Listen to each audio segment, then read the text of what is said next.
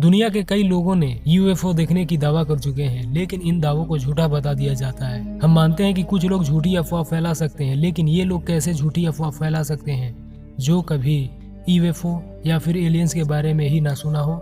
लेकिन मैं एक ऐसी घटना बताने वाला हूँ जिसे मैं बिल्कुल अपनी आंखों से देखा है। अब विश्वास करना आपके ऊपर है।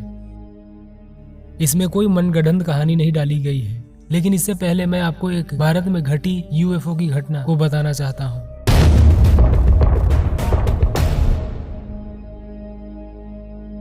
भारत देश आजाद होने से कुछ माह पहले उड़ीसा के एक जिले नवगढ़ में कुछ किसानों ने यह दावा किया कि उन लोगों ने एक बड़ी गोलाकार वस्तु को आसमान में उड़ते हुए देखा है। अब सवाल यह उठता है कि क्या ये लोग झूठी अफवाह फैला रहे थे? नहीं, क्योंकि इन लोगों को ऐसी सोच से कोई लेना देना ही नहीं हो सकता है। तो इससे यह पता चलता है कि हो न हो कोई अन्य दुनिया के लोग धरती पर जरूर आ रहे हैं।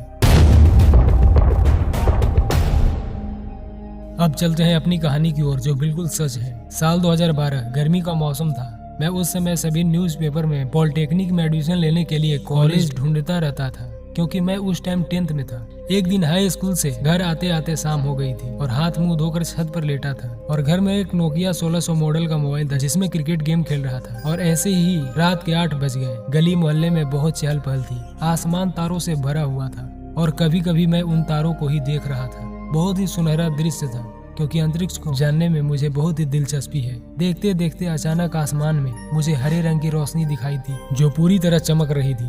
मेरे अंदाज से वह 500 से 600 फीट ऊपर थी, जो धीरे धीरे अपने दाईं ओर बढ़ रही थी। मैं तो बिल्कुल हैरान था।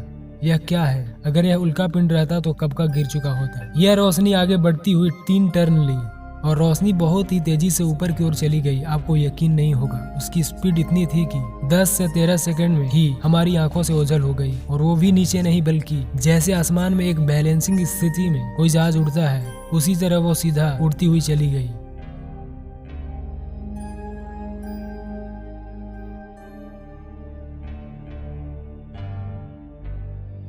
तब तक मैं उठकर बैठ चुका था।